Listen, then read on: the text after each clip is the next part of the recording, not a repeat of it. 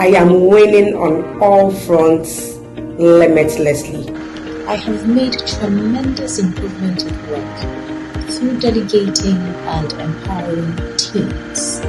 We started with the law of intentionality, which specifically makes it clear that growth cannot just happen. You have to be intentional about your growth. CTO Africa Leadership brings you the Grow Journey, a series of masterclasses based on John C. Maxwell's book, The 15 Invaluable Laws of Growth. In this 10-week virtual growth accelerator, you will acquire the skills to thrive and flourish as you evolve into a more impactful and fulfilled individual. You will master the art of personal and professional development as you craft and execute your customized growth plan. Limited seats available. Register now for the next cohort. Hey there, join the next cohort of CTO Ghana's growth journey. The next cohort is coming on. Get involved and your life will never be the same.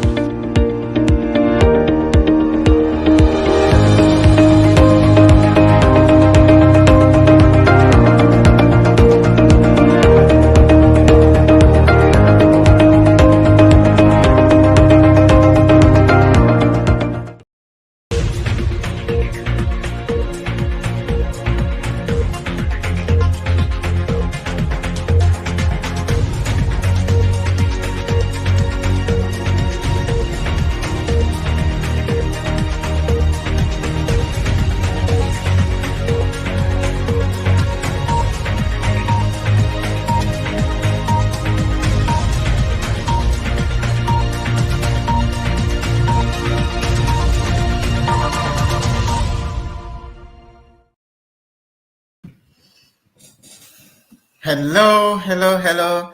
Good evening, everyone, and welcome to the Leadership Platform. My name is Samuel Ayim of CTL Africa Leadership, and the team is here to serve you. We are grateful that you are here. You know that Saturday evenings are our favorite time of the week because this is when we get the opportunity to meet with like-minded people who are growing, people who care about their leadership, people who care about transformation, people like you who are connecting with us now and who want to learn about leadership. We encourage you right now when you connect to like our pages and to subscribe to our YouTube channel and to share the link to everybody who is on your mailing list so that people can join us. Yes, we know that many of you join and you don't introduce yourself and you meet us in the corridor and you say, oh, last week's session was great, but you never introduce yourself. That's fine. We understand that. But it is a joy for us to introduce you to the whole wide world. So just give us your name, where you are connecting from, so that together we would study. So please, if you connect either on YouTube, on Facebook Live, let us know so that we can introduce you to the world. Today, we have on the platform a segment on extraordinary leadership stories. And I have Sarah here, I have Joy here, I have the team behind and everybody. And we are going to dig into the story of an amazing lady whose story is going to inspire all of us. So at this point, I will just encourage you to, I'm not seeing any introductions yet. Let me just check. She-Rock is here and says greetings from She-Rocks, the ladies that rock. All right, so go ahead and give us your name and where you are dialing in from. We'll be happy to let you in. A quick announcement that you need to be aware of. Live to Lead is coming, it's boiling, it's like they say in Ghana. and it's on October 4th. And this week, the team and I had a peep into what some of the speakers are going to share. And I promise you, you don't want to miss Live to Late 2024. It's going to be powerful. It's going to be motivation. It's going to be inspiration. So please get your teams on board. Go to your HR, let the HR go to the CEO and let the teams come. Come with your team, bring your family, and come around the transformation table. We're going to learn about leading for transformation. Again, the growth journey, our program on intentional personal growth is rolling, and the cohort number 9 is cruising to an end quickly. I think we have just 2 weeks. So we've done 8 weeks of the journey, and amazing learning from those individuals on that program. We take 10 to 15 people on a 10-week journey of personal transformation and learning, and so many are growing that way. Cohort number 9 is open for registration. Check our links, the links on our social media, and please register for the next cohort before the class is full. All right, so without much more use of your time, I am going to let me invite Joy to introduce to us our speaker for this. We are going to learn more about her, but Joy, hey, what do you have to say about our extraordinary leader today? Yeah. Yes. Hello, everyone, and welcome to the Leadership Platform. It's always a joy to be here. And today, you're going to have a blast because I discovered our speaker on LinkedIn. I started seeing some amazing things somebody was doing in Ghana. I wouldn't want to just, tell you anything to review what she's going to say, but I can tell you that she was doing extraordinary. She moved from the UK to Ghana, and you'll be blown away. We have a small video introduction before she comes on stage, but I promise you, if you share this link with somebody, they would have a great time learning about how to make it in Ghana, how to do business successfully in Ghana. She's an award winner. She's an entrepreneur, making waves on the continent. She's also an author. So I'm looking forward to hearing her story, how she started and how she's made waves with Psy Wine and Champagne Cafe. She's also the founder of the Sixth Sense Manifesto. Wow. I'm looking forward to even covering what that is. So Uncle Sam, I'll just do the video introduction and then we'll have our guest on stage. All right, but God created only 5 senses, but our speaker is able to create a 6th sense. So stay glue. A few people already joining. Tokumbo, my great leader, is joining us from Lome, Togo. Hi, leader. How are you? I have Valerie Poku from Ghana. I have Wavo Vigon from Togo. I have Isaac Ayuku joining from Tanzania. So we are already the continent around the table. Joy, go ahead and let's introduce Nadia with that short video. Sure.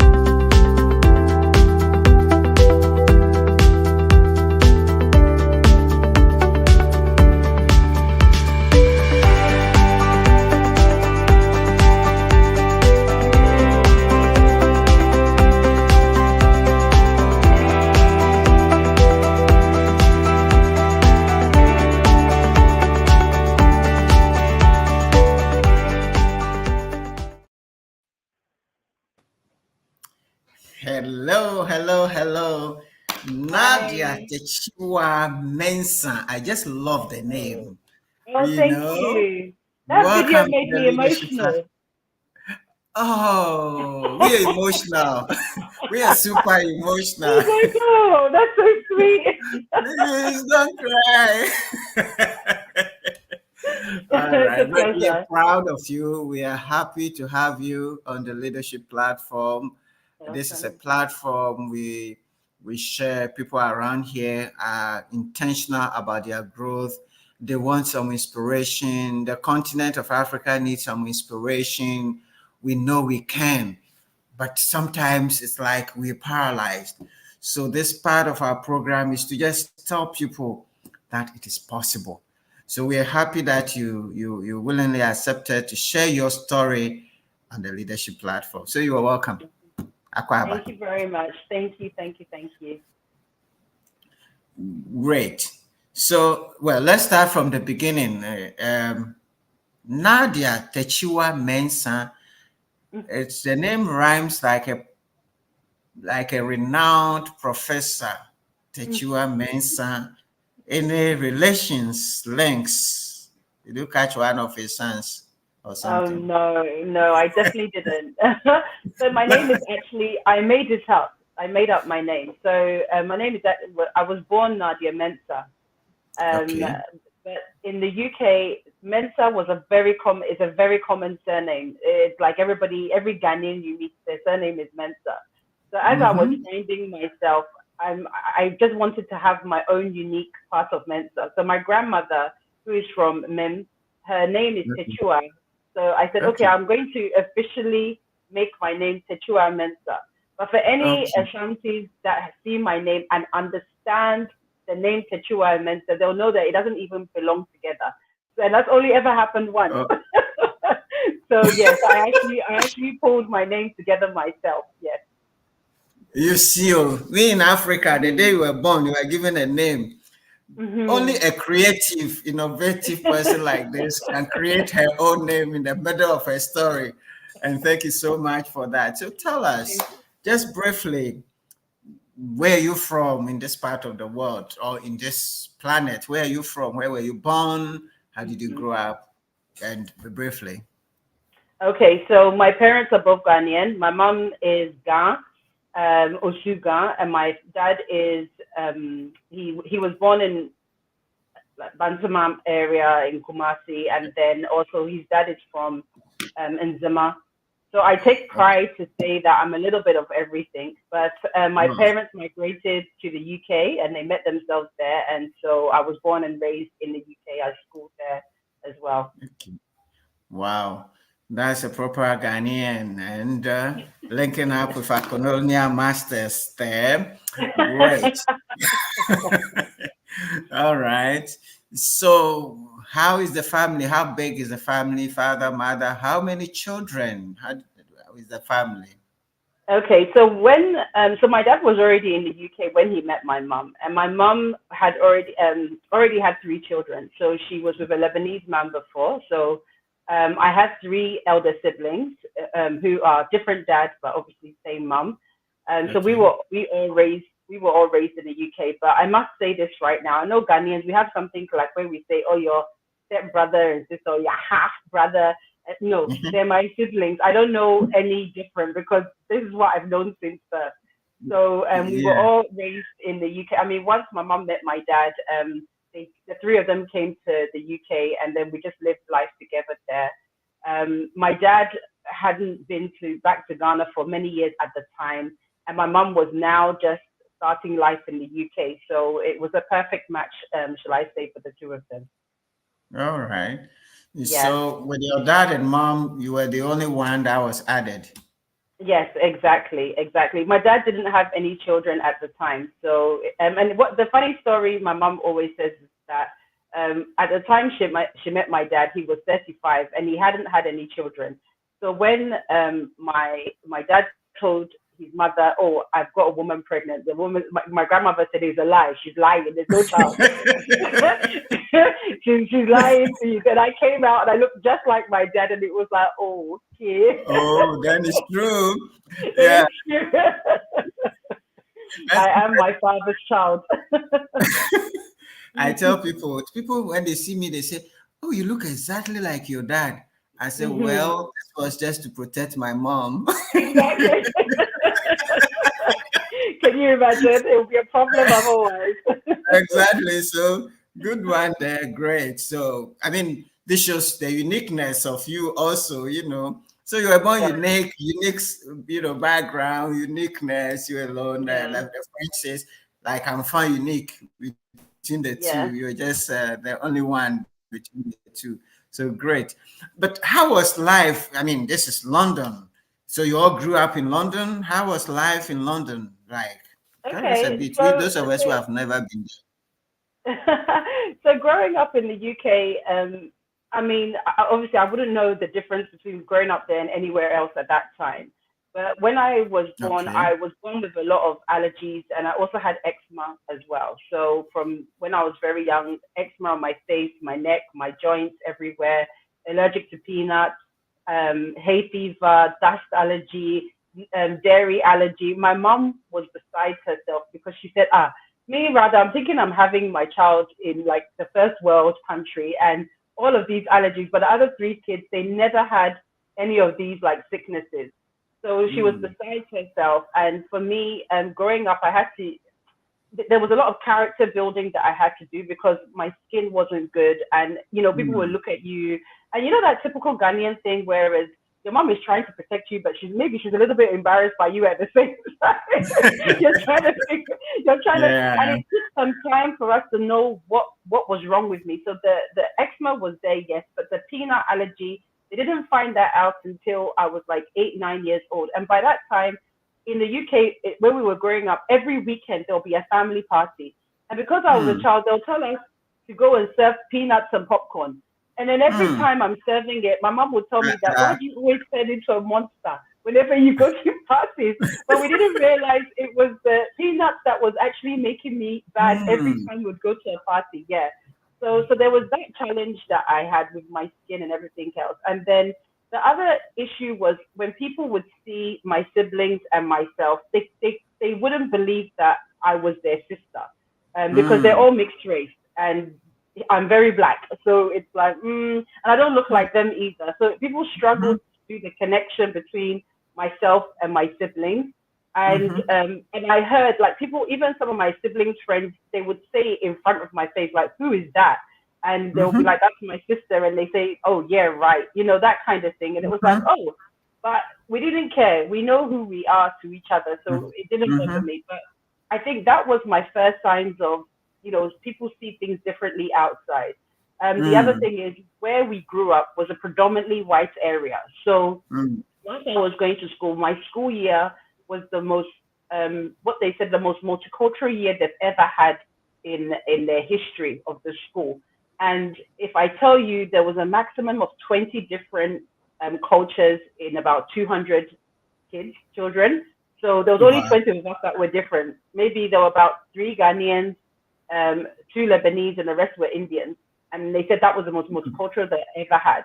And they celebrated our school year because they saw that multiculturalism actually works. Like people can work together, they can grow together, they can, because our school year was very harmonious. We had so much love, everything. Yeah. But my environment was predominantly white. So what Yeah. that meant for me was I didn't really like at home I'm Ghanaian, but Mhm. outside I don't know who I am. My hair is Mm. not long and straight. So sometimes I'll put a towel on my head to like swing it like this to pretend I'm white because that's what I knew, right?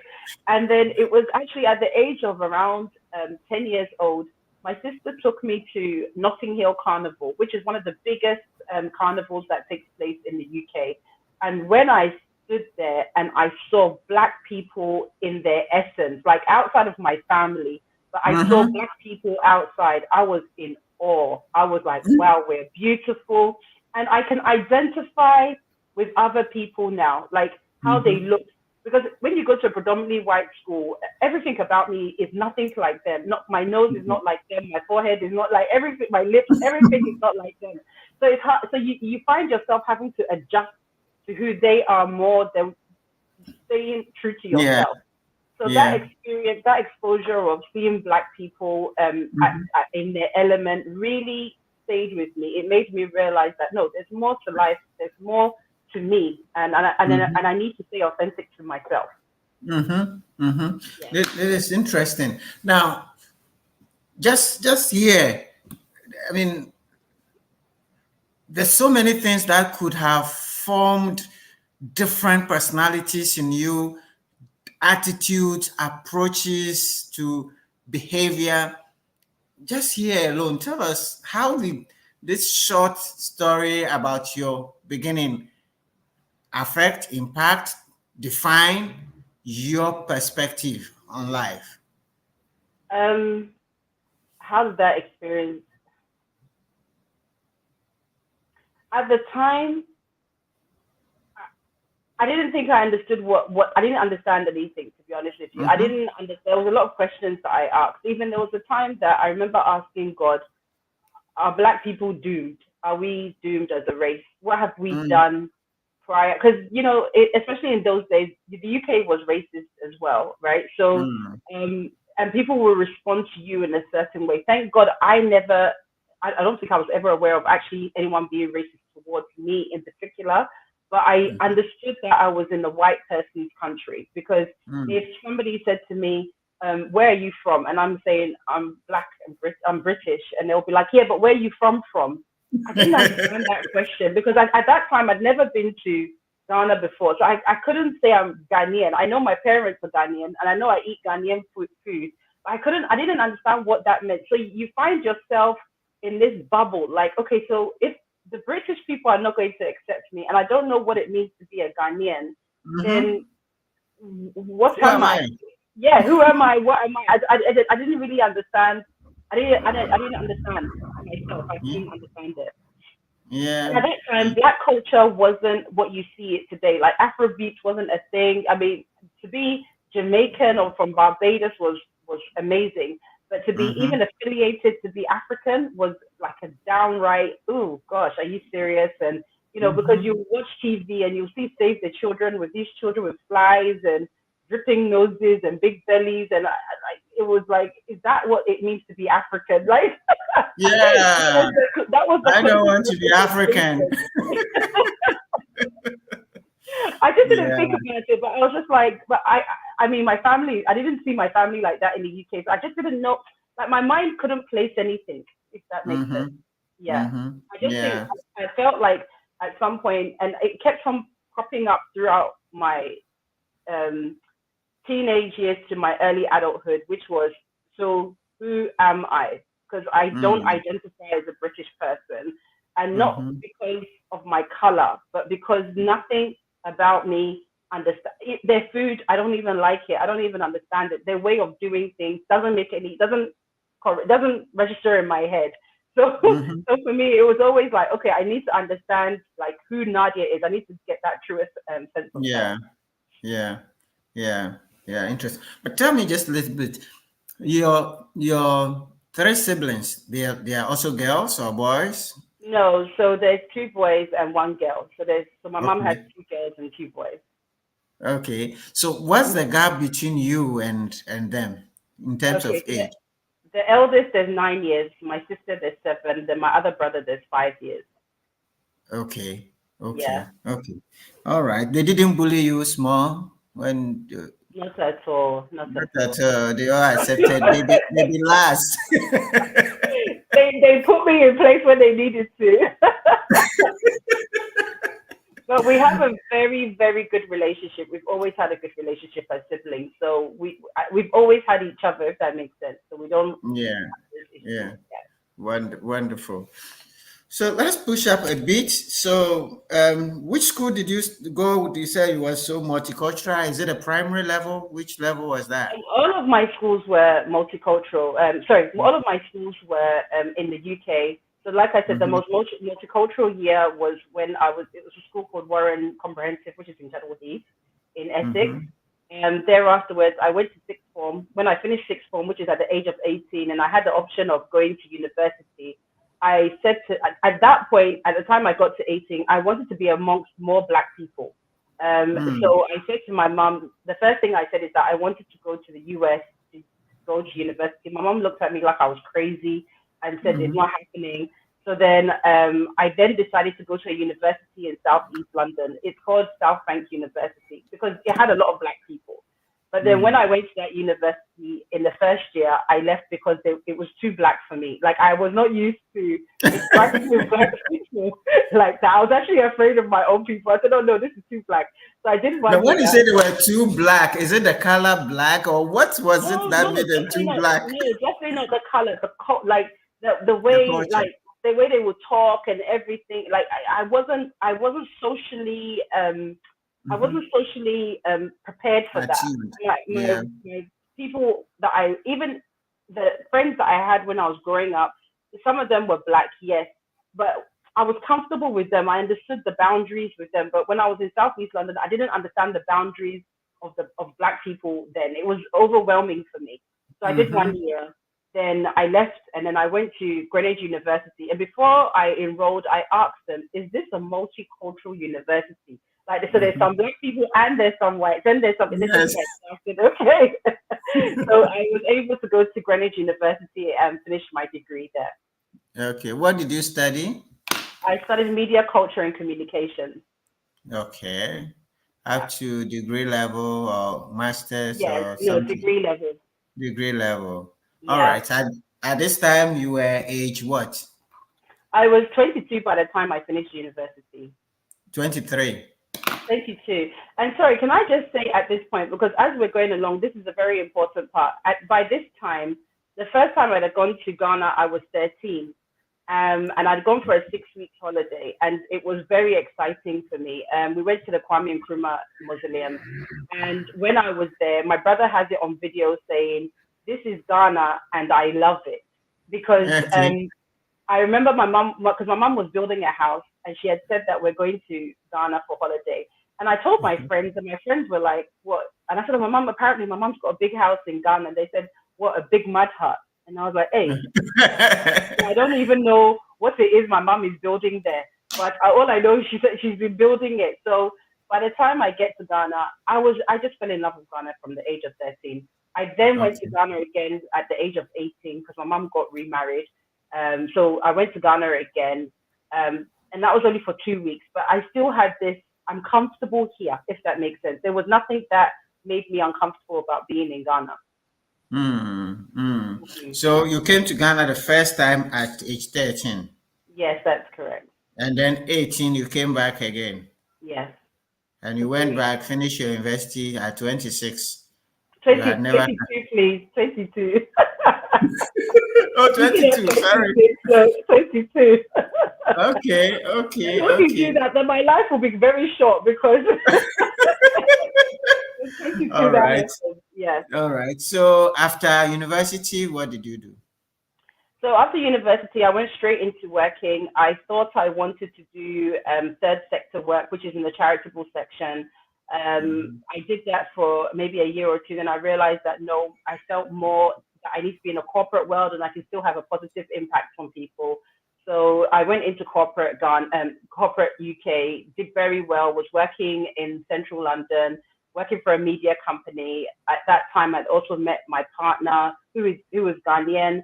I had joined the board of the Ghana Union, which was an umbrella organization in the UK where a lot of the smaller organizations they would sit under.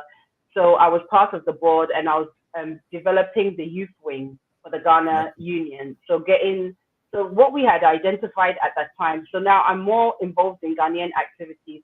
And what we had identified was that Ghanaians who were born in the UK were having a disconnect with their parents. Because we see life in the UK as a certain way, and our parents are telling us something else completely different. So what ends up happening is that we repel our parents because there's no reference point to what they're saying or what they're doing or why they're even behaving like that. And when you look at white people and how their parents treat them, they don't do the things that our parents were doing. So it was like the gap was growing. So the idea of the Ghana Union Youth was for me to start bridging that gap. So I started with Ghana Union. then I partnered with another group of young Ghanaians, and we there was an organization called the Ghana Black Stars Network. And it was, again, young people. We were celebrating ourselves. We were celebrating our own achievements within the community and within the UK as well. And I think whilst I was doing all of those things, my exposure within the Ghanaian community was broadening, especially within the elders. And also my mum became a queen mother within the process of that as well. So Queen mother in UK or in Ghana? No, Akropong. She's proper queen mother. Not the UK one. In so she's a queen mother there. So it so happened that as I was entering into the Ghanaian circles, then, oh, your mom, oh yeah, we know your mom. So that started happening within the UK. Yeah. So, and I think I started to find myself more in that space. And obviously now you're more relatable to people. So what I started to realize is that as I'm getting to know more Ghanaians, our stories are all the same. All the same. Like sometimes, you hear somebody tell you a story about their mom and you're like, who's your mom? Because this is the kind of thing my mom would say, the kind of thing my mom would do, everything else. So yeah, it was interesting. Yeah. Now, so tell me, I mean, a lot of people who are born outside, who grow outside, majority of them feel disconnected to Ghana, the Africa, and so on because of like the stories they hear. And but what was it that still kept you connected to Ghana? Your parents were in the UK, you were born there. Yeah. Were they coming regularly? What is it about Ghana that kept you connected to the country? Okay, so like I said, everything was organic, but then when you look back, you realize that God doesn't make mistakes and he's always guiding your steps. And then at the time, it may not make sense. How come you're like this? Because the interesting thing is my sister was very much about Black culture, Ghanaian, everything. And even they all thought that I was going to marry a white man at some point because they felt like I was so far from it from being Black or being Ghanaian. It was unbelievable. But there was just an ongoing curiosity, an ongoing feeling, a sense of placement. Like, okay, I feel safe in this community with my people. I don't have to explain myself. I don't have to explain my name. You don't have to do anything. You just turn up and you are who you are. And then at the time, Ghanaians were also doing more Independence Day celebrations and things like that. So we started being able to fall into spaces where more Ghanaians were. And so that really helps. But the real turning point for me, I remember, was when Ghana was turning 50 and Ghana Union were doing an event and President Kufuor was coming down. So I had the honor of being part of the event and organizing and everything else. But what triggered me was, who is Kwame Nkrumah, actually? Because you see and you celebrate this person, but who is he? So I bought a couple of books reading about him, the CIA, this, that, and the other. Then I started to get a broader sense of who this person was and the things that was going on in Ghana. And I think that's really important, right? Because Ghana, to be a Ghanaian, you have to understand Ghanaian history. Outside of culture and everything else, the history also has a real story to tell as to where we are today.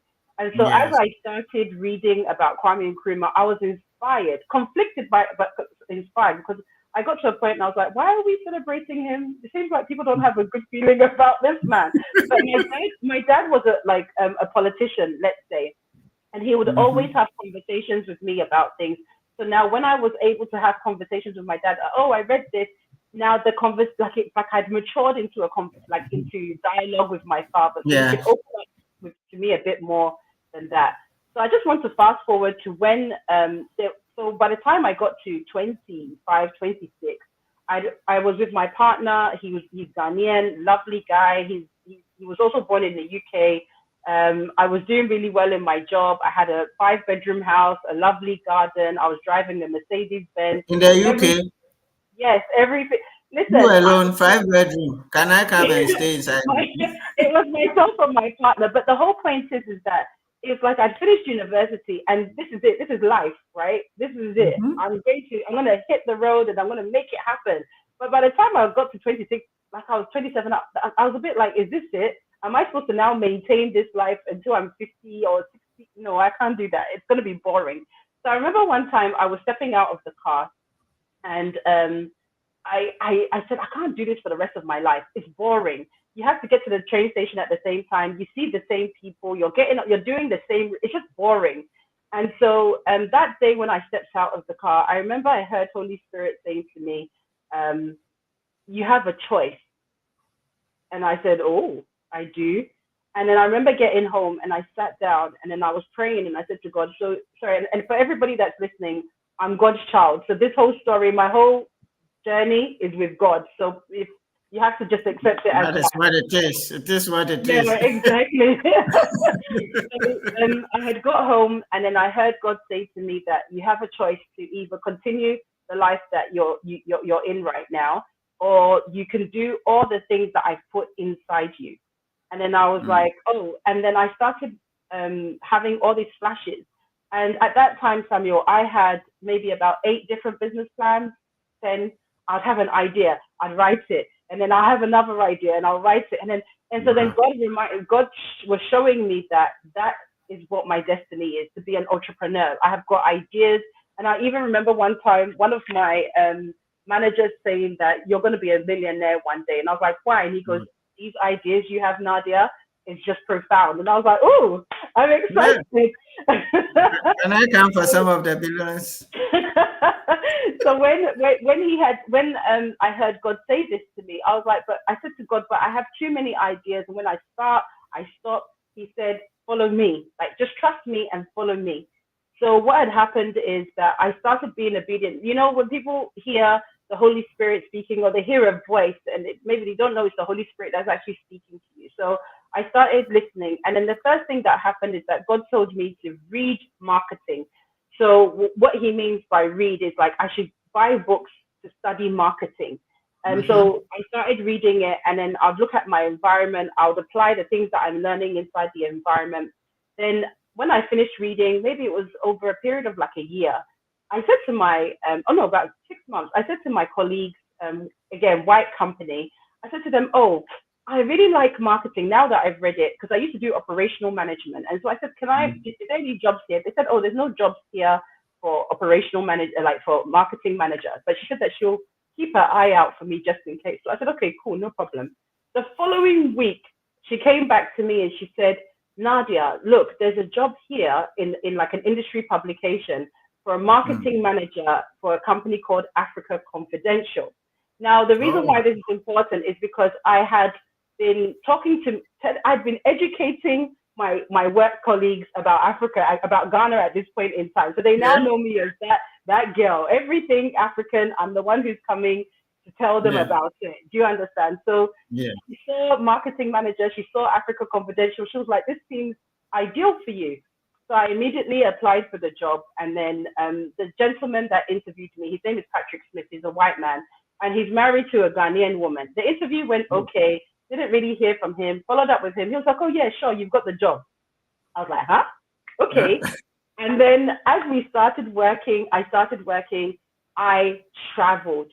I traveled under the umbrella of Africa Confidential. I know Africa Confidential. You know Africa Confidential, brilliant. Yes. Africa Confidential, for those that don't know, is a blue paper like publication that focuses on like the news within the political corridors throughout Africa. It's been around since like 1960 or so. So every African governmental, presidential, corporate event that was happening across the world, I was there. And so that's what got me to travel. I then got to meet more Africans. And I was like, oh. I'm in my elements. And you know what was timely? At the time when I was going to all these conferences, the conversation was, if people do not come to Ghana or Africa in the next 5 years, they would have missed the boat. That was the conversation globally. Yes. And I would be going back to tell everybody that, hey, listen, the world are having this conversation. But then this is where I start seeing where I was and where everybody else was starting to the gap was starting to widen, because this is not the spaces or the conversations they were used to. And I'm coming from, no, look, China are having this conversation, Japan are having this conversation, like these conversations are going on a global level. And then there was a day that I sat down with my partner and we spoke about everything. And I said, this is not the one. if the rest of the world, if world leaders are talking about Africa being the next destination, what are we doing here? Exactly. And not only that, that there were top countries that people would talk about: Ghana, Nigeria, South Africa. These were key countries that people were always speaking about. So it was like, let's go home and see what we can do or how we can be. So we had a 2-year. This was which year? So, oh gosh, he said which year? This was about 2007. This was around 2007, 2006. Okay. So we had a plan. The plan was that I was going to leave work, and I wanted to do consultation by the beginning of 2009. So actually, it was 2008 we had the conversation. So we made a plan that in 2 years' time, I'll do my consultation work, and then after the consultation, we'll then think about having children, and we wanted to have children in Ghana because we both had the experience of staying where, understanding that we are Ghanaian, but not experiencing it as a Ghanaian. We didn't want our kids to not have that. So we said, let's make sure we will have children in Ghana. So we gave ourselves 2 years. So that was the plan. 4 days later, the word says that many are the plans of man, but God is the one that directs our steps. I found out I was pregnant 4 days later. So the 2-year plan became a 9-month plan. And the baby says, you people, you want to take me to Ghana? I'm coming here. He said that, so he came, so it was, but the interesting thing is, despite my son me being pregnant at that time, it didn't change the plan. It just meant that our plan was 2 years, but God's plan was for now. So exactly. I still pursued with the plan, and then by 2009, after 4 months of me having my child, we then went to Ghana to see. That was what it was, just to see if we could do this. Now, the benefit of it is that my mom had built the house. The house was there. I was there with my son for like about 4 or 5 months. We then had to come back to London. And if I tell you, I felt so disconnected from the UK. It wasn't even funny. In my spirit was said, no. So I had to say to my son's father, I can't stay here. My family were like, what's wrong with you? And I was like, my heart, I have to go back home. Like, they were like, are you okay? Are you correct? What do you know? I was like, I'm telling you, my spirit is saying. So then everybody just said, okay. So 2010, I came with my son. I started a marketing company. Now, this is what God had instructed me to do, to start a marketing company. So I started a marketing company. As soon as I settled, within 4 months of me being there, we got our first contract, which was with Vodafone Ghana. And if I tell you I just never turned back from there. Everything just moved. You made a lot of money. The billions started flowing. And can I just say something? The time that I moved to Ghana, I had £500 to my name. So there's one misconception people like to make, which is that, oh, she's from abroad, she came with a lot of money. No, I didn't. I came with £500. I was in a small office space, which, to be fair, belongs to my mom. So rent wasn't pending. That wasn't my big deal. But I had to figure myself out. The other thing that's very important for people to understand is that Ghanaians gave me a hard time because I didn't speak the Twi, I didn't speak Ga, and I have this accent. So people actually gave me a hard time. It wasn't as if I walked in, they heard my accent, and they said, yeah, we want to give her the contract. Not at all. I had to hustle my hustle to be able to get work. People actually turned me away because I was from abroad. So it was very challenging. Go back. So I listen, I was laughed at. People would be like, oh, you're lost. Oh, look at you. Oh, like the beautiful way our people are towards us. So it wasn't as simple as, even though, yes, I got the first contract in 4 years, it didn't just come to me because I knew people. It came because I pitched.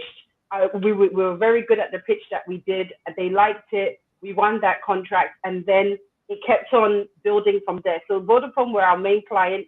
The UT Bank became a client, and then it just kept on rolling on from there. But that was based on what we could do in terms of our ideas and the execution that we had. Great. Now I'll come to those ones, and then the awards and this. But there are two things I just don't want to miss. I want you to speak to people who have your background, or some Ghanaians, especially those who are more royal than the Queen, who have moved to the UK and who are saying, hey, man, for me, this Ghana, I'm not doing Ghana. How can no. I want you to speak to that. And what will you tell people like that? I know people are different. What will you tell people like that with your experience? The other thing is the God factor, the faith factor. A number of times you've talked about this. In Ghana, there's all this, everything is spiritualized. So, and then people have stopped even thinking, and everything has to be done by God. But God is still alive. So, the two things quickly in a minute or two, and then we'll take a quick break, and then we'll come and tell the stories, the successes, what you've done in Ghana since you came, and some of the awards you've won. So if you clear those two things for me in 2 minutes, then we'll take a quick break. What was the question? The first one is, what will you tell the young people who are maybe like you in the UK or other parts of the world who are saying, me, they mean Ghana, this Ghana thing, this Africa, everything is this, that. What will you tell them about it? Looking at your experience with Africa Confidential and all that, the stories you were telling. That's number one. And then number two is the God factor in all this.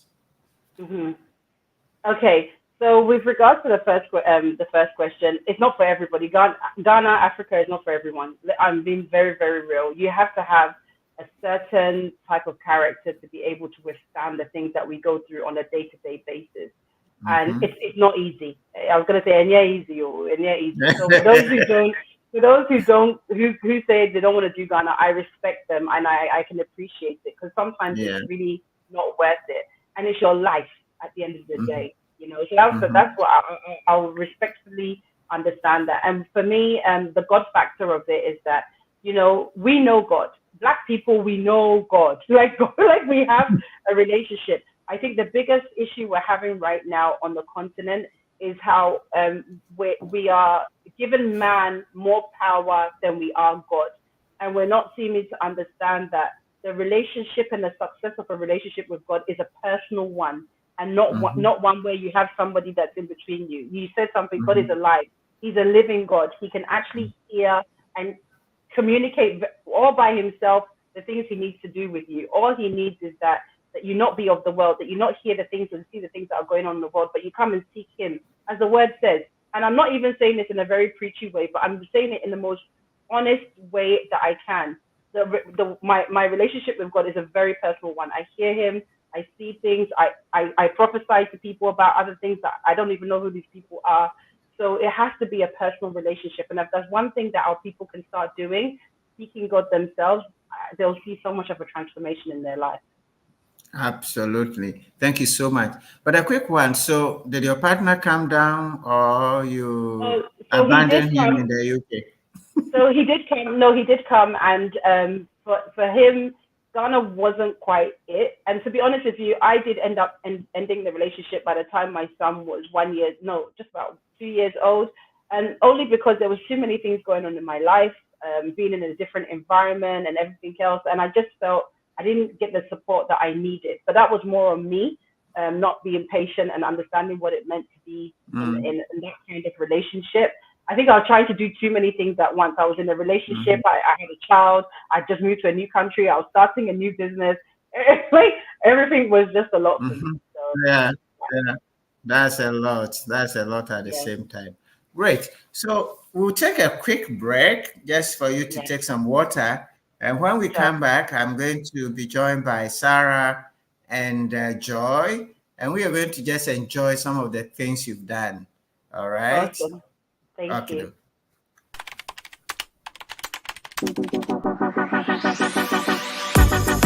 Get ready for a transformational experience at Live to Lead Ghana 2024. On October 4th, join Ghana's most influential leaders for a day that will renew your mind and change your life. John C. Maxwell will guide you on cultivating an abundance mindset.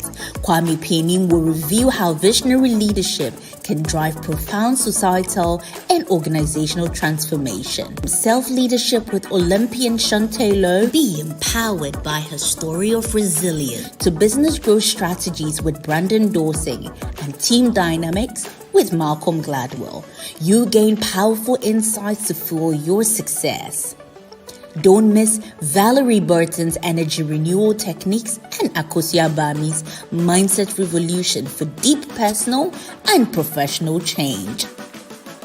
David Ofosudote, a reputable lawyer with the fifth largest law firms in Africa, will be speaking on transformation as a corporate strategy. Join us, transform your mindset and lead for change. Register now at livetoleadghana.com.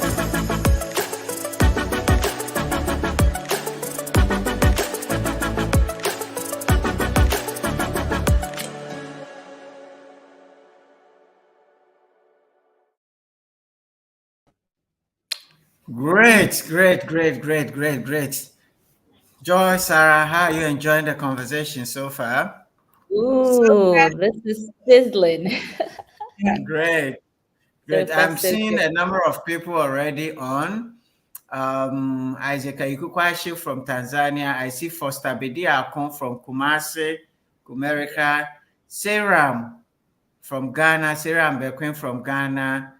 Tukumbo from Togo. He says, we do. Hector Hinaku, my year group president. Hey, how are you, Hector? From Accra. Ebenezer Yeboah joining from Strasbourg, France. Good. Bonsoir, Monsieur Ebenezer. Comment tu vas là-bas? Reverend Isaac Appington is here. I have, is it Rita Mills? Good evening. I'm Rita Mills watching from Accra. Okay, Rita. Okay. So Rita, you're trying for. Awo Fiajo is here from Ghana, and I have Executive Mind Hacks. He says, great conversation. And Olatukumbo Ige says, unrepentantly a daughter of Zion. Yes. And she says, God is still alive. Indeed, he is. All right. And I have Olivia. I say, yes. A very personal relationship with our Creator. I so identify with the stages of reaffirming Daddy God Almighty factor. I am so identifying with a lot of all you are sharing, Nadia. All right, so great. I have Awo who says awesome convo. Great. So far so good. Now, Nadia, we love your story. It's a story of resilience. I mean, making a decision to just live UK when everybody is, and these days they say the airport is full. Everybody is going back. So which year did you come to Ghana? I came in the year 2009. 2009. Yes, but I officially relocated in 2010. 2010. Okay, great. So tell us a bit about your businesses, and then Sarah and Joy can come in. You know, there's this marketing company, you get contract with Vodafone and GT Bank and others are coming on board, and I believe now. So tell us, how is the business now? What have you done since 2010? What are some of the highlights of what you've achieved? Brilliant. So one of the key things is that when I started the business, it was just myself and one other girl, one employee. And I think what's really important is that when you're starting off, sometimes you have a big vision, and you have to be willing to start small before you just go launching into a big company. And even though we were getting these contracts coming on board, I wasn't fast to start employing more people into the business. I needed to understand a lot of things. So first of all, you have to appreciate that I'd never done business up until now. I was in a new environment. I was engaging with people in a very different way that I'm used to. And I noticed that the work culture was also very, very different than what I was used to. I So can relate. there was a lot of adjusting that I had to do. And for me, I wouldn't regard myself as a normal employee in the UK. Like, I'm the kind of person that I go to a company after 6 months or even less than that, they're promoting me. And then within 2 years, I'm moving on to a next level job. So that's how my mind operates. So I don't have the spirit of I just sit and I just go along every day. So when I would encounter my staff, I have that expectation of let's go, let's go, let's go. And I also have the standard of how you need to be in order to be a successful company in my mind. But it wasn't translating in my team. So as the years were going and the business was growing, in fact, one of the biggest problems I had was motivating my team and understanding why they were not doing the things that they should be, and how they had the audacity to not do the things that they should be. Because everything in my mind was like, you would get sacked if you were in the UK. What are you doing? Like, how dare you?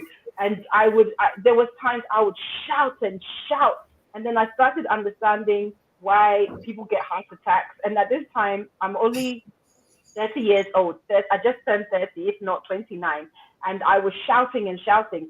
But the second thing that I also started to understand is why many businesses in Ghana, you only see one outlet. You don't see multiples of them. So I could understand it now, because if you have to go through this with just one establishment, how much more when you multiply? You're multiplying the chances of you having a heart attack and dying. Multiplying problems. Yes, yes. So I understood it. So it was really hard for me to, and not to say they were not doing well, but they just weren't at the standard that I was expecting. Even people who had graduated from university, from the University of Ghana, the Legon branch, the Legon campus, the students, I couldn't understand that these guys actually graduated from university. Their grammar was poor. The way that they would pull things, like everything was just not good. My mind couldn't fathom it. So what ended up happening after a few of me blowing up and shouting, it happened almost every single day, and having almost contentious relationships with my staff as well. One day I heard God say to me that he wants me not to focus on the business so much, because that's what's driving my let's go. And he said that I want you to teach them. And I was like, what? Teach them? I want you to do what? I want you to teach them. Teach. Okay. So it then meant that I don't focus on the goals of the business and making money. I should just rather focus on teaching my staff. And that was a very interesting revelation for me, because then I then changed from this posture of aggressiveness to a posture of patience and learning. And then what I started to realize is that I'm now learning my people. And and once I can learn my people, I can then start seeing how best I can adjust, or what I need to speak to in order to get them motivated, in order for them to be able to do the work. And in that process, also understanding their limitations. And the limitations may not be because if they don't know something from education. Their limitations could be culture, or their limitations could be how they've been brought up, and the Background. things that they. So even my interviewing style completely changed. So before, I used to do a very British, what is your experience, and tell me about this. And no, my interview style started changing to, so how many of you are in the house? Where do you live? What does your mom and dad do? So where do you come in that? What responsibilities do you have? Because you start realizing that the way someone will perform in their workplace has a lot to do with what is going on at home. So you have to get your mind first of, where is this person positioned? Do they have the responsibility of being a breadwinner?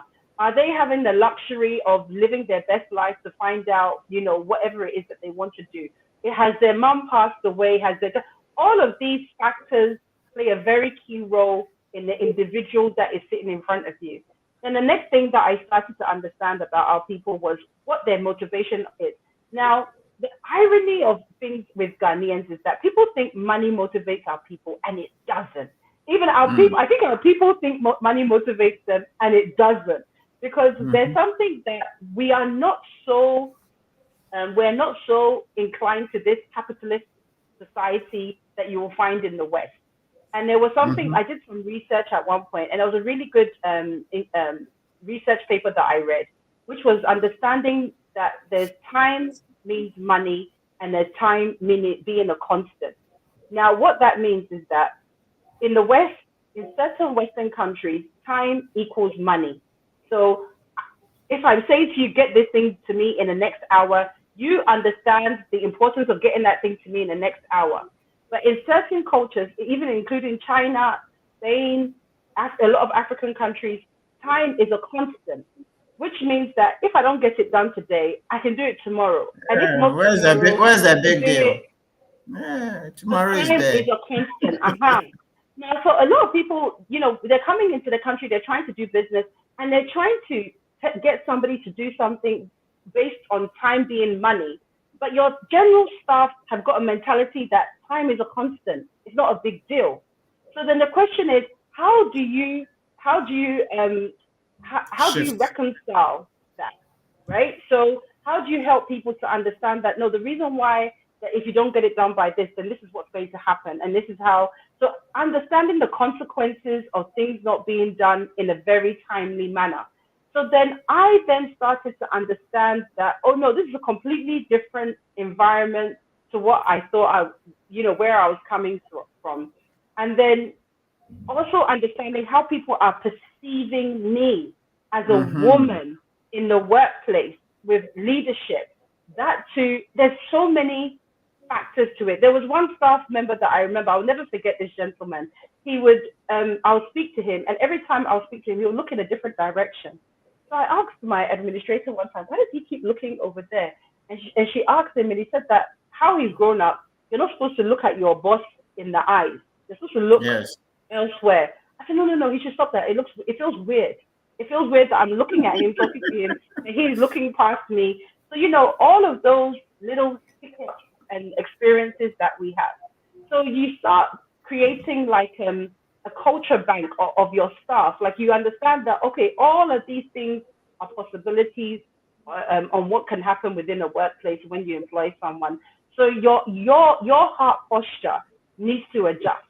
And I guess this is where the leadership comes into it, because to be a good leader, you have to understand your people all the time, and you have to be able to adjust to them accordingly. And if you want to push or lead your ship in a certain direction, everybody has got to be on board. They cannot be hanging off of the sides of the boat or anything like that. Now, I'm saying this to you only not to say that this came to me immediately. It's something that I learned over the years of me being an entrepreneur. It wasn't something that just happened straight away. So every time something will happen, then I'll learn, then I'll shift, then I'll learn. Then I eventually found a sweet spot.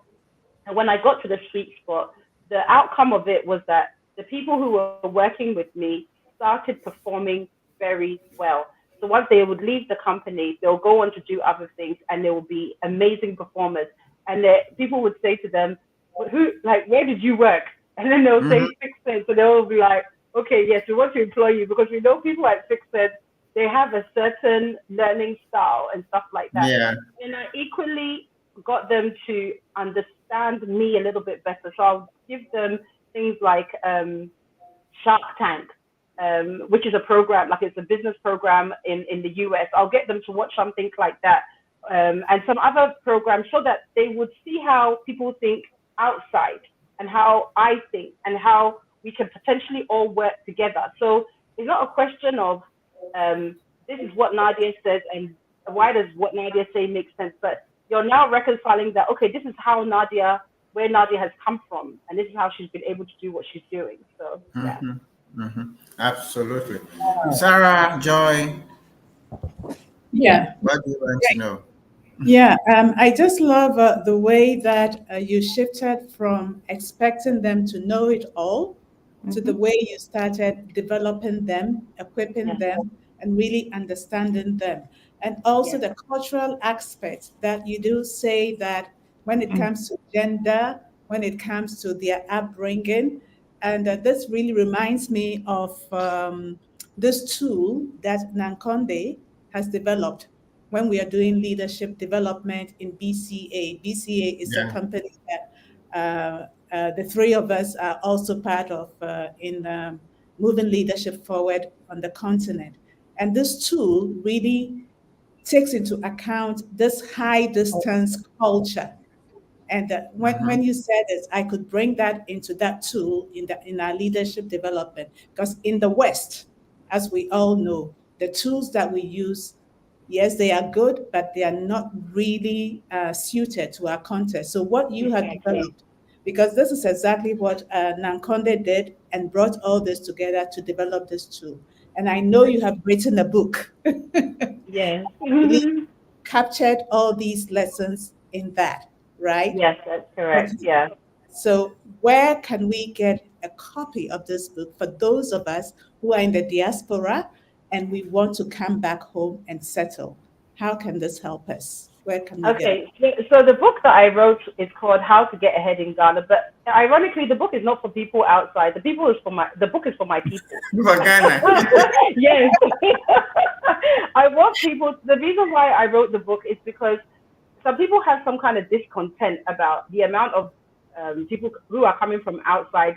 In Ghana, the buzzword now is diaspora. Everybody knows what diaspora means, right? So it's not for the people of the diaspora. It's for the everyday Ghanaian who doesn't seem to understand how they can get out of this constant sense of lack, this constant Mhm. sense of I want to be a somebody. And I've seen something very consistent in all of the people that I've checked. And you've also got to bear in mind there's some people out there who hate me. Like some staff, they just ended up leaving. They cannot stand me. They've said to me they've done witchcraft on me and that they'll kill me and all this type of stuff. Because I literally bring out, because what happens is that when you confront me, I will show you a mirror and you cannot stand what I'm showing you. And the only way you feel you can now hurt me is to threaten me with something, okay? But in my innocence, in my almost honest way, I'm not doing anything. All I'm showing you is that what you're doing is not good enough on any standard. And I'm not trying to hurt you. I'm not trying to break your spirit. But I'm trying to say to you that if you have in your mind an idea of where you want to go and the things that you want to do, I do not doubt that you'll be able to do that.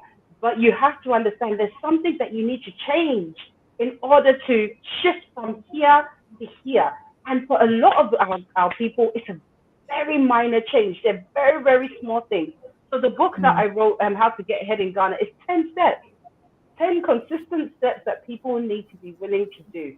And once they start looking at that, and it has like a little notes section inside the book as well. So people can actually write notes and they'll go back to the book. And I made it very short because I know our people, we don't really like reading. It's like 86 pages. And it's just something that someone can read over and over again. And it's really about how understanding that it's you. The only thing that's getting in the way between you and the things that you have in your spirit or in your heart, in your vision, is you. There's nothing else. It's just you. It doesn't matter how bad our environment is. If it's something that is ordained for you, it shall come to pass. But the question is, you might be looking outside for the answers. You might be looking at, oh, people from abroad are coming, it's them, or the government. And don't get me wrong, these are all impediments. Yes, they Yeah. exist. But once you start taking the necessary steps to start looking at how you overcome it, you'll start building resilience, you'll start building strength, you'll start thinking differently, creatively, on how you'd be able to achieve the very thing that it is that you want to do. So that's the purpose of the book. I'd advise Right. those in the diaspora to buy it for their family members in Ghana. Thank you. Yeah. Thank you. And I And see You can that find the book on Amazon. the email is in the chats for those who want yeah. to order the book. All right, Joy, you want to ask something? I know. Yes, definitely. So thanks, Nadia, so much for opening your space, your story to us. I just want to find out what Sixth Sense is and then what Sai Cafe is. And I think we've gotten to the crust of what those businesses are, what do they stand for, what do they represent, and of course, just to top onto that, maybe just to know where those names came from, because I know you have a very interesting story around Sai Cafe. So yeah, please tell us about that. Okay, brilliant. So actually, when I started the agency in Ghana, it was actually called EMS Marketing Services, and that was because that was a consultation that I had in the UK, and I transferred it over. So for the first 2 years of me running the business, it was called EMS, and then there was a pause, and God said to me that was just a trial period. Now we're ready to like upgrade everything, and so I remember just sitting there and being in marketing. Sami said earlier that we have five senses. We actually do have six senses. So the five senses are the things that you can hear, see smell, and everything else. The sixth sense is actually our emotional intelligence. So when it comes to so when it comes to us doing shopping and when we're making purchasing decisions, we actually purchase based on emotion more so than need-based. When it only gets to need-based when we really don't have that much money. So the sixth sense is speaking to people's sixth sense, being able to motivate them and to make purchasing decisions by looking at all of those senses. So we, like I said, we started with Vodafone, we went to UT Bank and everything else. And to be honest with you, by 2 years, we had positioned ourselves as an agency that was dealing with multinational businesses in Ghana that were doing that opened new companies that wanted to enter into the market. So that's the positioning that we had for our agency. By the time we got to 2013, we then went to Nigeria. I opened up the office in Nigeria as well. We have Nigerian directors there.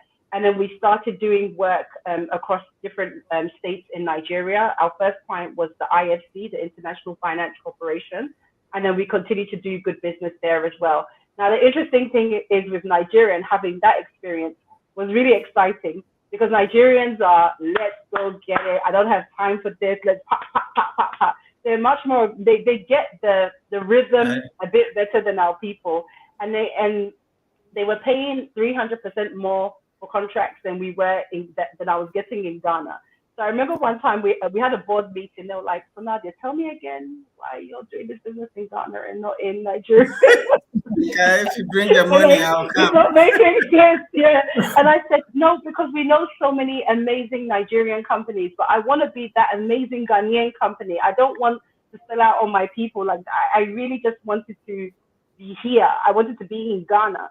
So they said, okay, that's not how you do business. But I was like, but that's where I want to be right now. So I was doing business in Nigeria. And not only that, to be honest with you, in terms of my peace, I found it more in Ghana than I did in Nigeria. I love Nigeria. I love Nigeria. Everything about Nigeria I love. But in terms of where I wanted to be and wake up, it was Ghana. And I think it would have been a very hard sell to tell my mom and my son's dad that I'm taking your child to Nigeria to raise him. So Sixth Sense was a marketing agency. We did strategic marketing, business strategy development, experiential events and everything. So we worked with Freitag, like Wilma and big companies. So then by the time it gets to 2015, we've won awards.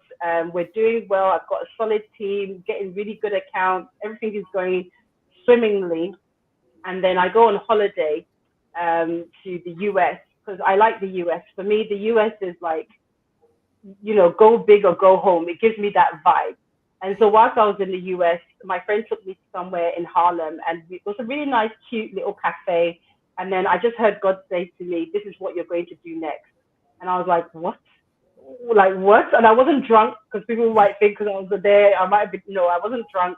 And I said, So after I was in Harlem, in New York, I then went to Miami. And then one morning, God said to me, are you going to listen to me and do this next idea? And I was like, okay. So I was sitting there, playing with the idea with God, trying to think of the name. I came up with the name Sai. So my son's name is Isaiah. So I took Sai out of his name. And then God said, that's what the business is going to be called.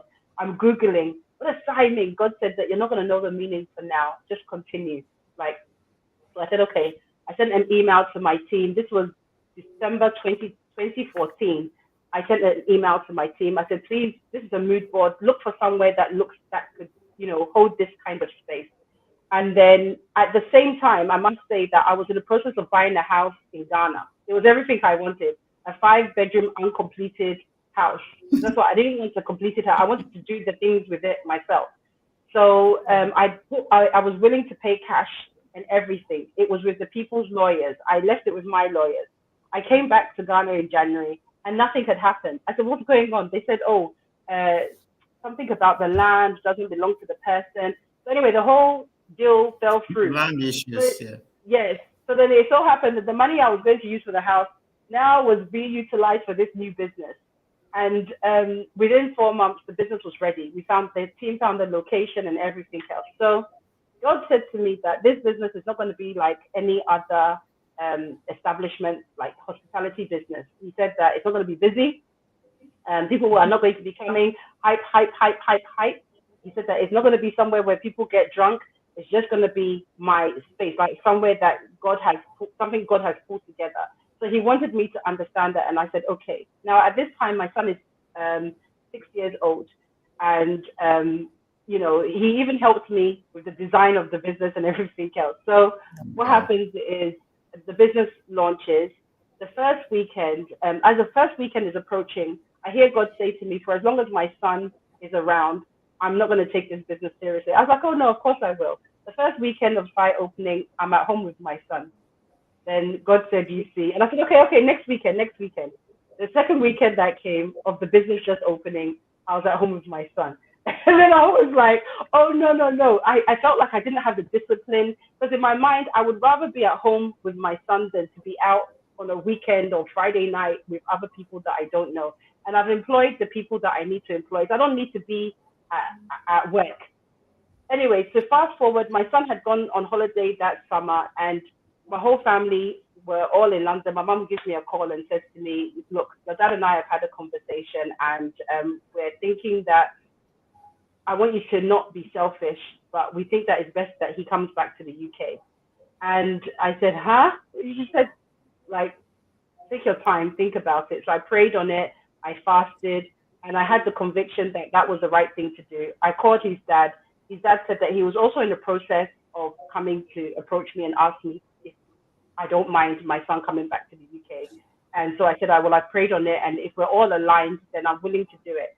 So, when they say that you're on a journey, like a God journey, there's many sacrifices that you need to make. That was one of my biggest sacrifices that I made. It was the hardest thing I ever did, because I'm a homemaker. I love family. I love home. I love my son. I love being a mother. And then I had to say, okay, let him go to another country and be raised there, which means that I was not going to see him as frequently as I needed. But then I believe God prepared me in my spirit, because he was telling me that for as long as I'm going to be a mother, this business is going to suffer. And there was evidence of that. It was very clear. Now, some people would say, but how do you choose being a business owner over being a mother? But it wasn't a question of that. It was a question of, what does God want me to do in this moment? And at that moment, God wanted me to be an entrepreneur and to be successful like that with it. And I needed to trust that what he was going to, that he is looking after my son. We are just guardians of our children at the end of the day. So I just needed to trust that the transition was going to be okay. And it did actually work out to be okay. The interesting thing that I learned from this experience, though, was that when I was employing people for 6 cents, they're graduates, right? They've gone to university and everything else. But when you're employing for hospitality, you're now employing people who they don't have degrees. And they may have just finished high school or JSS, and then that's it. So, or SHS, JSS, JHS, and SHS, that was it. That was a whole new experience.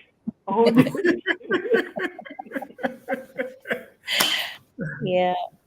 Yeah. But what is Sai into? What exactly do you... Okay, sorry. So I should have said, so like I said, 4 months we were ready to open. And then my research team came to me 2 days before we were about to open, and they said they found out the meaning of Sai. So I was like, okay, what does it mean? They said that the Indians have got a spiritual leader called Sai Baba. And when they say Sai, it means glory be to God. And that was it for me. I was like, okay, so I know this is the business that I'm supposed to be doing. So Sai is Ghana's only wine cafe. We serve wines from all over the world, both old and new world wine producing countries, and we pair it with food as well.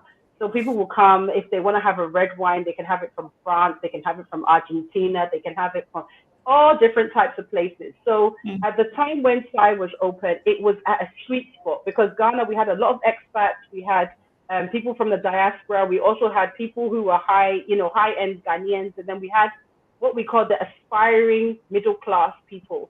So all of those different people were curious about, okay, the Sai experience. There were some people who were familiar with the culture of Sai because they've seen it outside, so they would enjoy it. There was people that were in Ghana, like finally somewhere that's got really good wine and we can make different selections. They came, and then there was the young Ghanaians that were like, I'm now middle class. I want to be part of this culture. I want to learn something new. And to be honest with you, my thing was that when I was growing up, because I should have said that I actually grew up working class UK. So when I was growing up and I was going into the corporate world, you go to these really fancy restaurants in London and, they'll say, would you like some wine with your food? And you can't say, no, can I have a Coke instead? It was just a non-starter. So you have to say yes. And they'll say, what color? And I'll say red. What grape would you like? And I'm like, what is all of this? So for me, the idea was that, okay, so for Ghanaians who are now becoming middle class, as you start, growing and, doing things different, these are one of the things you should also know. So just in case you're going to a business meeting or you're in a different country, you now know what kind of red wine you like. You've got your taste palette there, so that was the idea behind the business. Wow. Yeah. Great. So, Good. Joy, do you have any question? I have plenty of them, but the time is running against us. yeah. Yes, Yes, Joy. time is fast spent. I wanted you to touch on the made in Ghana wine. I think I saw Yes. something that it will be really interesting to hear about that. Brilliant. So I think by the time we were 6 years as a company, we came across some made in Ghana wine. It's actually from a gentleman who's in the Volta region. And it's actually brilliant. So he gets the cashew nuts, he's got cocoa, he's got coffee, and he extracts the liquid from them. And then he does the whole fermentation process and everything, just like wine. And then he bottles them. So we went into a partnership with him, whereas we said that, can we white label your product? So it means that you've got your own brand, but can you just give it to us like this? And then we will put our own brand on it as well. We've got this network, et cetera, et cetera. And he was happy to do it at the time. And then from that, we started pushing it, and it was really successful. African Americans loved it. People from other countries, they were just like really curious about it. But it's not a new novelty. Like other countries like India and stuff like that, they will call it fruit wine because it doesn't actually come from the actual grape, but it comes from different other sources. So yes, so we launched that wine. We did our own range of it. But unfortunately, the relationship between us and the producer wasn't that great. He got to a point where he felt that he lost the sense of his own company, but it didn't make any sense because we're paying you for the wine. You're not losing out on anything. But I think he felt that he wanted to own everything and not to, that was the biggest challenge. But yeah. Okay. So tell us about the awards. Oh, gosh. So the awards just came as we were going along, to be honest with you. I can't even recount how many awards we've won now, whether it's me personally or whether it's for the business. But for me personally, I think for each award that we've been able to achieve, it's just a confirmation that I'm on the right track, and that, I'm still being intentional about what I'm doing. I think for me, what's really important is that nothing that I do is ordinary. Nothing is just basic. Everything needs to have a meaning and an impact. So the awards for me just confirm that. Okay. And Nadia, you did say you had so many business plans. So these are two of your business plans. What is next? What is next? So actually, the irony of all of this conversation is that for both Sai and Six Sense, they've actually hit a bit of a plateau. So after so with Sai, we've been running now for 9.5 years, and we moved location. Initially, we were in Labone, which is the pictures you were showing. Then we moved to Akwaje in Osu. So we renovated a whole space, and we put our office there, and then we moved the agency to the upstairs of the building. And then after COVID, marketing was not the same. Everything in Ghana just started to slow down quite a lot. And then with Psy, everything was fine until 2022 when our city started dropping. And then we actually started seeing how consumer spend in this space has really been impacted. Yes, Psy is always a niche business. So therefore, your customer segment is small. But over the years, I mean, right now the city is 16 cities to $1. 2022, it was 6 cities to $1. So everything has just become really expensive. So the appetite for that kind of lifestyle is not there as much.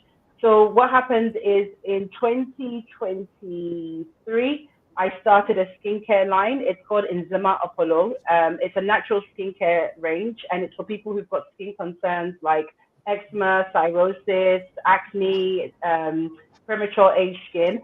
And it's all about exporting our natural products from Ghana out to the US, UK, and Canada. So that's the business that I'm presently in. And then as of January this year, I started another business with a business partner called Canada Recruit. And Canada Recruit is a recruitment agency which looks at placing educated nurses in Ghana in available jobs in Canada. And now we are only trying to focus on, Ghana presently has 90,000 nurses who are unemployed. The Unemployed Nurses Association say that that's actually 250,000 and it's not 90,000. But according to the World Health Organization, they say that 90,000 nurses who have graduated do not have any work. Meanwhile, Canada has a deficit of nurses right now. So for us, we're seeking the opportunities to place Ghanaian nurses into jobs in Canada. So that I do that with my business partner. But my main passion right now is the natural skincare range that we want to be able to get out to people of color in external markets and to address the skin concern issue. Because more often than not, the doctors will prescribe acid or steroid-based products to help control that, but that damages our skin. Meanwhile, the only way that I was able to overcome my eczema when I was younger was as simple as me using unrefined shea butter for a period of 18 months and it all went. So, Wow. That's what I'm doing at the moment. We're cruising to the end. There's a lot we would like to dig, but we promise our people that we are doing 90 minutes. So, guys, we are getting to the end. If you have something else to do, you would be excused to go, but Nadia has a lot to share.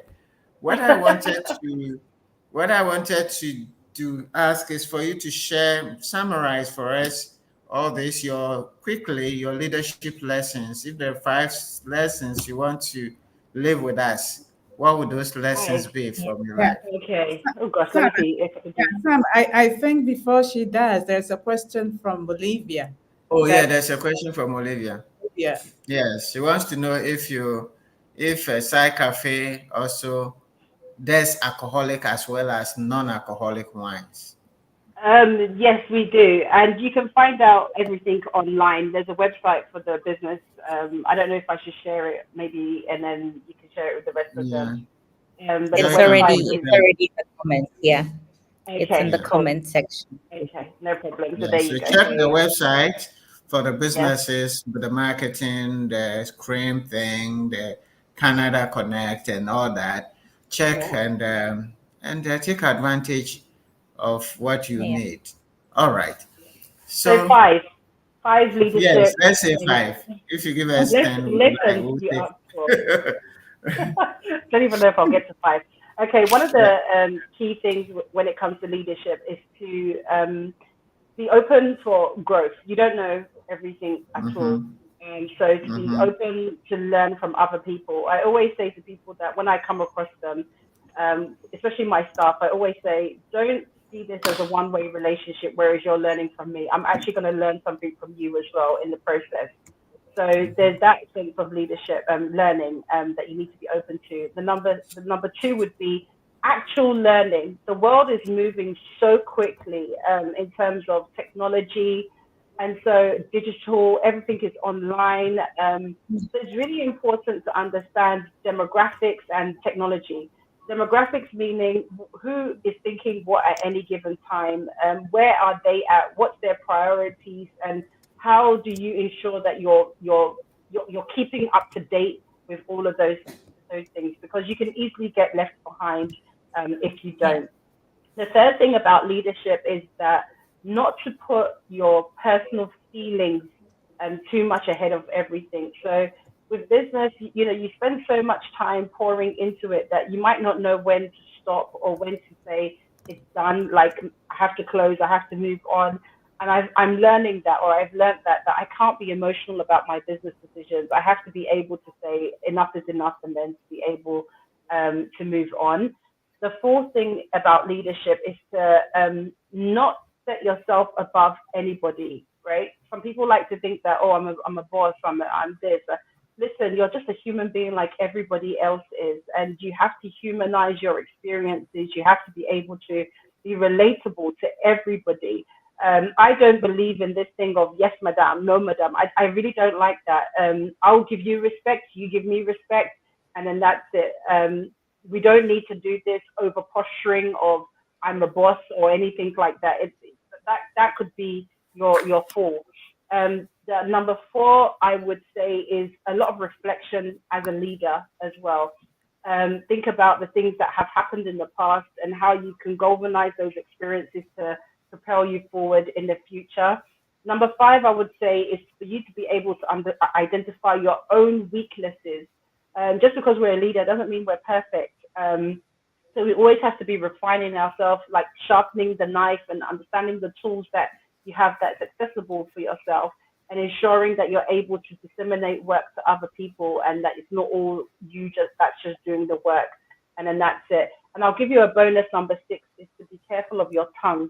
I think one thing that I've really seen as a leader, that the things that I say are really important to other people. So I have to take ownership of the things that I say, how I say it, and be ready to apologize when I realize that it hasn't necessarily come out in the way that I intended it to be. So that's really important.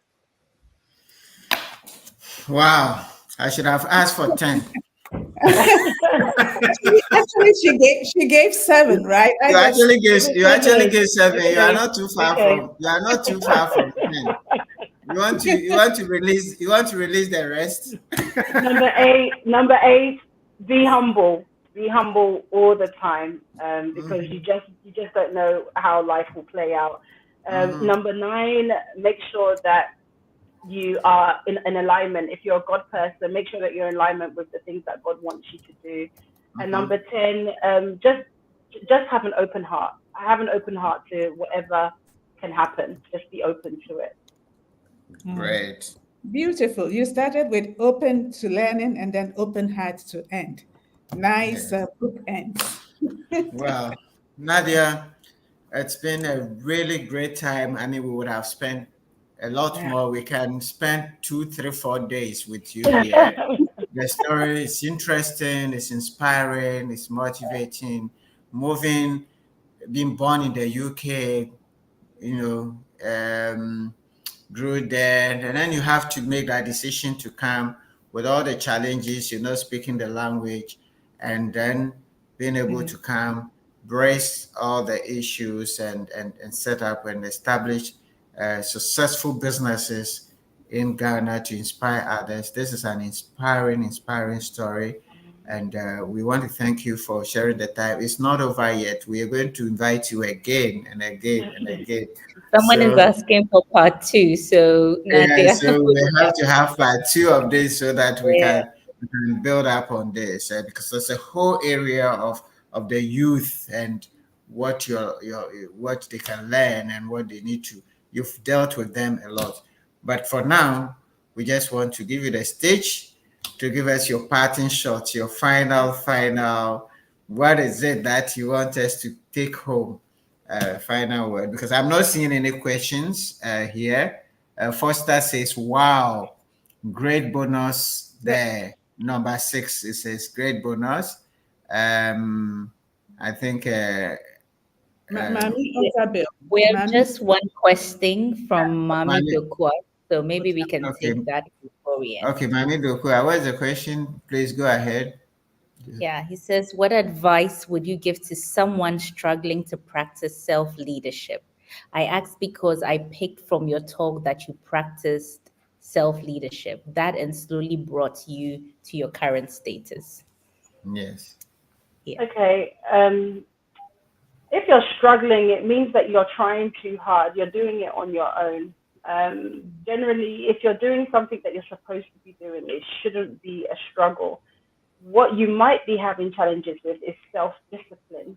And that is something that, to be honest with you, I go in and out of that every single day. It takes discipline to say, okay, I'm going to wake up at 6 o'clock every morning and make sure I do this work. It takes discipline to say that, okay, I'm not going to respond to somebody in a certain way, etc. So I just want to say that you should be looking at yourself. Don't worry about you leading people. The whole point is with leadership, you can only be a good leader when you are good within yourself. So self-discipline is probably what you need to be looking at first before you look at self-leadership. Okay. Wonderful. Great. So we'll give you the stage all to you alone and give us your parting shots. Okay, I think what I just want to say to everybody is that you're amazing. And whether you believe it or not, whether you see it or not, whether you've heard about you, anyone has told you or not, I'm telling you that you're an amazing person. The only challenge between where you are right now and where you see yourself being is yourself. If there are external factors that do play a role, yes. But when you are aligned and you're doing the things that you're supposed to be doing and you're learning the lessons and you are growing within yourself, you will gradually see yourself moving along the line. You gradually see yourself going to the journey or on the journey that is destined for you. But what's really important is that you need to stay and be true to yourself. The other thing I want to say to you is be mindful of your prayers and be mindful of the way God answers your prayers. All too often, some people are praying to God for something, it gets presented to them, but it's not presented in the way that you want it to be. So you'd end up sabotaging it and end up going back into the same space and asking God for the same thing. But you're not realizing that it's been presented, but you have to go through something. The whole journey with leadership, with success, with entrepreneurship, with anything in life is about how are you constantly refining yourself in the process, because God can only use you if you start changing, because in your current state, it's not good enough. You constantly have to keep on learning. So this evening, for those of you who've got time to do it, and those of you who are serious, get yourself a book, go into a quiet space, sit down, just speak to God one-on-one and see what he will say to you. Start writing it down. And I really do wish you the best in this journey called life. Wow. Thank you so very much, Nadia. God bless you. God bless you. God bless you. And to you out there, we want to thank you for making the time. We've outshot our time a bit, but it's for good reason. We've learned a lot from Nadia, and I want to thank Joy for bringing Nadia on board. I want to thank Sarah for the support all the time. The team, where are they? Vivian, Hawa, Gideon, Priscilla, Elizabeth, everybody. I want to thank you very much for the support. And Live to Lead is coming up. Please don't miss it out. Register now and book your place. Cohort 10 of Growth Journey is up. Book your time and let's learn together to grow. God bless you. Have a very good night. Until next week, when we come your way with another leadership platform. Good night. Bye-bye.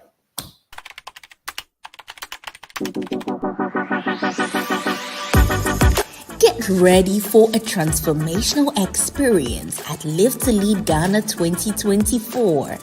On October 4th, join Ghana's most influential leaders for a day that will renew your mind and change your life. John C. Maxwell will guide you on cultivating an abundance mindset. Kwame Penim will reveal how visionary leadership can drive profound societal and organizational transformation. Self-leadership with Olympian Chanté Lo, be empowered by her story of resilience, to business growth strategies with Brandon Dorsing and team dynamics with Malcolm Gladwell. You gain powerful insights to fuel your success. Don't miss Valerie Burton's energy renewal techniques and Akosia Bami's mindset revolution for deep personal and professional change. David Ofosudote, a reputable lawyer with the 5th largest law firms in Africa, will be speaking on transformation as a corporate strategy. Join us, transform your mindset and lead for change. Register now at livetoleadghana.com.